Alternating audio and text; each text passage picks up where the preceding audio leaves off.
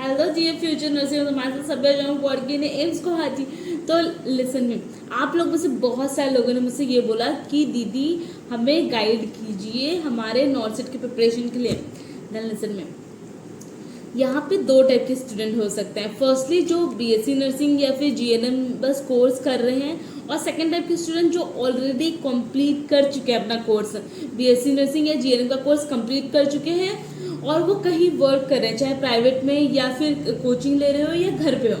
ठीक है, तो लिसन मी, दोनों का अलग अलग स्ट्रेटेजी मैं बताने वाली हूँ जिससे आपका सिलेक्शन ज़रूर ही होगा। ठीक है, फर्स्ट जो जस्ट बीएससी नर्सिंग कर रहे हैं, चाहे वो फर्स्ट ईयर में हो, सेकेंड ईयर में हो, थर्ड ईयर में हो या फोर्थ ईयर में, उनके लिए क्या स्ट्रेटजी है।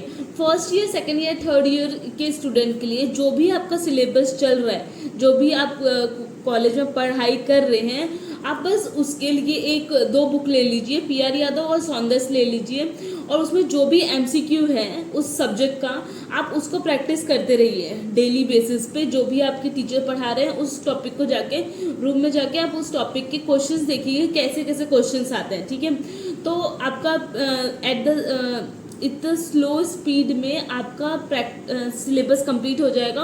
और आपको ठीक है, जो फोर्थ ईयर में स्टूडेंट है उनके लिए क्या स्ट्रेटजी है, उनको अपना सिलेबस जल्दी से जल्दी कंप्लीट करना होगा और अपने नॉर्सेट की प्रिपरेशन के लिए भी टाइम देना होगा। ठीक है, तो उनके लिए मैं बस ये बता सकती हूँ कि आप लोग अपने मेजर सब्जेक्ट पे ध्यान दीजिए। फर्स्टली मेजर सब्जेक्ट कौन कौन से होते हैं वो आपको पता होना चाहिए और उसके लिए आप आगे का वीडियोस देखते रहिए। ठीक है, उसमें मेजर सब्जेक्ट पे ध्यान दीजिए और जितना हो सके क्वेश्चन प्रैक्टिस करते रहिए, तो आपका फोर्थ ईयर कंप्लीट होते ही आपका सिलेक्शन हो जाएगा। ठीक है, टेंशन की कोई बात नहीं, नॉर्सेट का सिलेबस बहुत ही ईजी आता है। और आप ऐसे मत पढ़िए, मतलब आप हमेशा नर्सिंग के पर्सपेक्टिव से पढ़ने की कोशिश कीजिए कि as a nurse what you can do for the patient. ठीक है, this is the point. Next, for the person who has completed the BSc nursing course और वो लोग अपना नर्सिंग का प्रिपरेशन स्टार्ट करना चाहते हैं, ठीक है, उनके पास बहुत ही टाइम है, तो उनके लिए मैं बहुत ही अच्छे से स्ट्रेटजीज बताऊंगी और जिससे उनका सिलेक्शन जल्दी से जल्दी हो जाएगा। ठीक है, हम लोग टारगेट करेंगे नॉर्सेट 9 के प्रिपरेशन के लिए कि कैसे हम नॉर्सेट 9 में सिलेक्शन ले सकते हैं, क्योंकि नॉर्सेट 8 कुछ ही दिनों बाद है, तो नॉर्सेट 9 में हम कैसे अपना सिलेक्शन ले सकते हैं फॉर श्योर। ठीक है, देन लिसन मी, नॉर्सेट 9 में फर्स्ट ऑफ ऑल हमें ये पता होना चाहिए कि हमारा सिलेबस क्या है, हमें अपने टिप्स से पता होना चाहिए कि हमारा सिलेबस क्या है, हमारा एग्जाम पैटर्न क्या है। ठीक है, हमारे सिलेबस में फर्स्टली हमें पूरे सब्जेक्ट को, नर्सिंग का सब्जेक्ट आता है और नॉन नर्सिंग का सब्जेक्ट आता है। नॉन नर्सिंग के सब्जेक्ट के लिए आप क्या कर सकते हैं, आप डेली 1 आवर दे दीजिए नॉन नर्सिंग के सब्जेक्ट। बहुत सारे कोचिंग इंस्टीट्यूट है, बहुत सारे वेबसाइट है जो आपको नॉन नर्सिंग के सब्जेक्ट का प्रिपरेशन करा सकते हैं, तो डेली बेसिस पे 1 आवर दे दीजिए, चाहे मैथ्स रीजनिंग के लिए या जनरल नॉलेज के लिए बस 1 घंटा टाइम निकाल लीजिए। मैंने भी ऐसा ही किया था, बस 1 घंटा ही निकाला था डेली बेसिस पे, तो मुझे लास्ट में जाके बर्डन नहीं फील हुआ और उसी की वजह से मेरा नॉन नर्सिंग में भी बहुत अच्छा स्कोर होने की वजह से मेरा सिलेक्शन हो पाया। ठीक है, तो हर एक स्कोर काउंट करता है एग्जाम में, ऐसा नहीं है कि आप नर्सिंग को ही ज़्यादा फोकस कर रहे हो तो आपका नॉन नर्सिंग छूट जाएगा। तो इसलिए हर एक सब्जेक्ट मैटर करता है, क्योंकि सिलेक्शन 0.2 मार्क्स से भी नहीं हो सकता और 0.2 मार्क्स ज़्यादा होने से भी हो सकता है। ठीक है, तो बहुत ही ध्यान दीजिए ये सब चीज़ों पे। फर्स्टली नर्सिंग का सिलेबस में जो हमारा 2 सब्जेक्ट, नर्सिंग को हम 2 पार्ट्स में डिवाइड कर सकते हैं। ठीक है, पहले तो major subjects and non nursing के पार्ट को माइनर सब्जेक्ट। मेजर सब्जेक्ट में क्या क्या आते हैं, हमारा मेजर सब्जेक्ट में आएगा FON, foundation of nursing, second medical surgical nursing, third is OBG, option gynae. ठीक है, fourth is mental health nursing. ठीक है, fifth is paediatrics, sixth is community health nursing. ठीक है, माइनर सब्जेक्ट में क्या क्या आएगा, जैसे कि हमारा एनाटॉमी एंड फिजियोलॉजी, ठीक है, बायोकेमिस्ट्री, न्यूट्रिशन, मैनेजमेंट, रिसर्च, ठीक है। 6th is microbiology, 7th pharmacology, ठीक है। All this are minor subject, ठीक है। तो हमें सबसे ज्यादा फोकस मेजर सब्जेक्ट पे करना है, क्योंकि हम अगर मेजर सब्जेक्ट अपना कंप्लीट कर लेंगे तो हमारा 70 to 80% सिलेबस कंप्लीट हो चुका है, यहीं से क्वेश्चन आने वाला है। और माइनर सब्जेक्ट को हम लेस इंपॉर्टेंस देंगे तो भी कोई इश्यू नहीं है, ठीक है।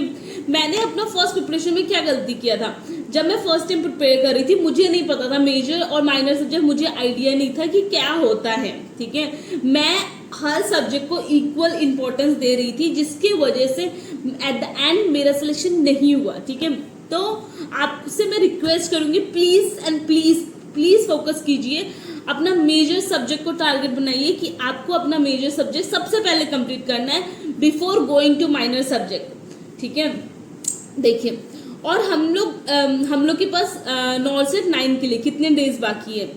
नॉर्सेट 9 का एग्जाम के लिए हमारे पास मिनिमम 6 मंथ होंगे, ठीक है। अभी से हमारे पास 6 मंथ या 5 मंथ ऐसे रहेंगे, ठीक है।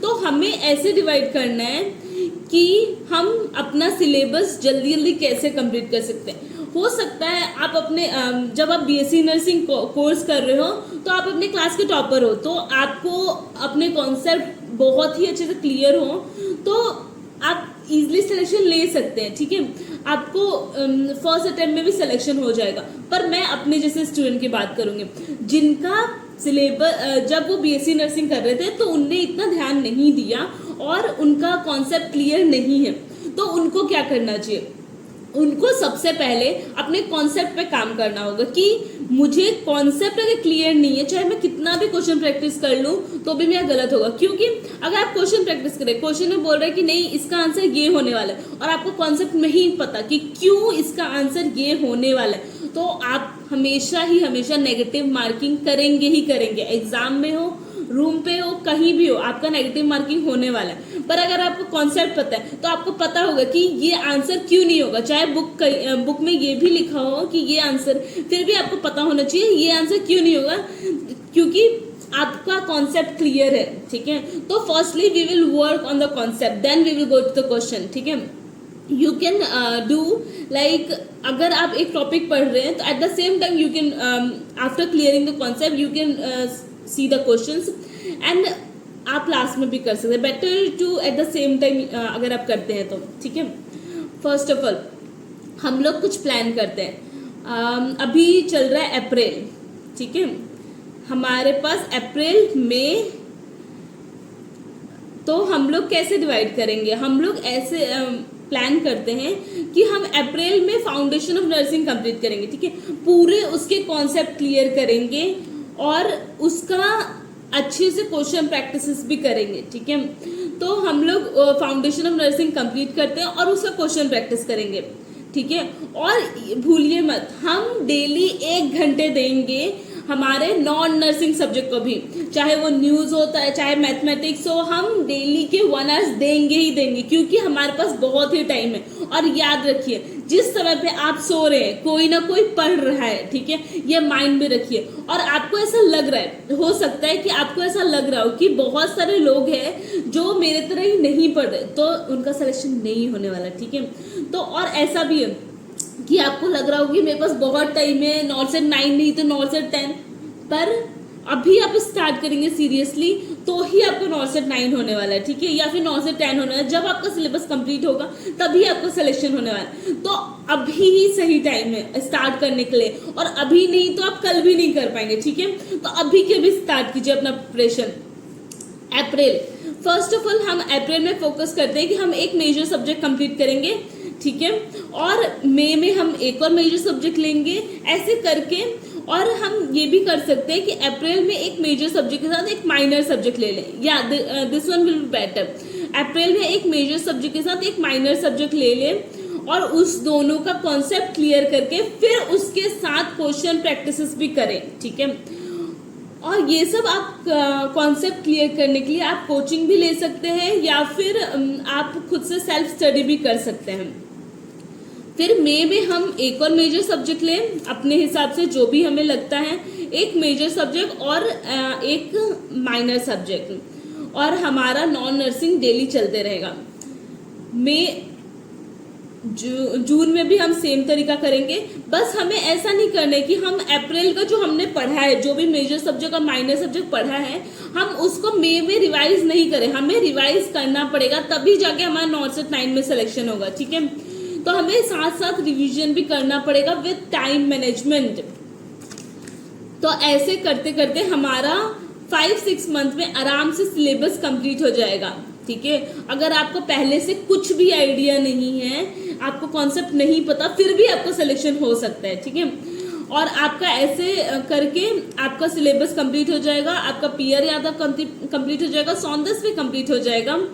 तो उसके बाद आप ऐसे कर सकते हैं, आप डेली हर संडे को एक टेस्ट सीरीज दे दीजिए। टेस्ट सीरीज हर संडे को एक टेस्ट सीरीज दीजिए। ऐसे पर्सपेक्टिव से मत दीजिए कि मेरा स्कोर कितना आ रहा है, क्या मेरा होगा या नहीं होगा, ऐसे पर्सपेक्टिव से नहीं। आपको बस इस पर्सपेक्टिव से देना है कि लेट्स सी मैं जितना टाइम डिवोट किया जा रहा है उस टाइम में सिटिंग और कंसंट्रेशन हो रहा है या नहीं, मैं क्या अपना 100% दे पा रही हूँ, इस माइंडसेट से दीजिए। और उसके बाद उसको एनालाइज कीजिए, उस क्वेश्चंस को, जो भी आपके गलत हुए हैं उस सबको क्वेश्चंस को एनालाइज कीजिए और एक शॉर्ट नोट्स बना लीजिए। शॉर्ट एक A4 शीट में आप लिख लीजिए कि आपका ये टॉपिक है, ऐसा ऐसा मेरा मार्क्स आ रहा है, मतलब मेरा ये चीज़ में नेगेटिव हो रहा है, उसको बस लिख लीजिए, ठीक है। और रिवाइज करते रहिए साथ में।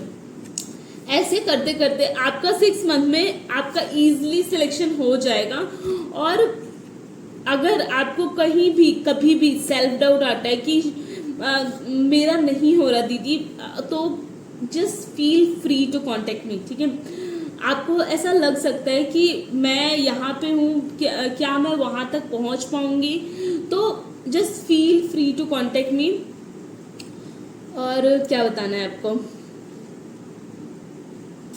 देखिए, आई बिलीव जो भी ये वीडियो देख रहा है, ठीक है, चाहे वो कहीं से भी हो, उसका अभी का स्टेट ऑफ माइंड या फिर अभी का लेवल ऑफ प्रिपरेशन चाहे किसी भी लेवल पे हो, पर उसका सिलेक्शन ज़रूर हो सकता है अगर वो खुद पे बिलीव करे और प्रिपरेशन करते रहे, ठीक है। Bye bye, all the best.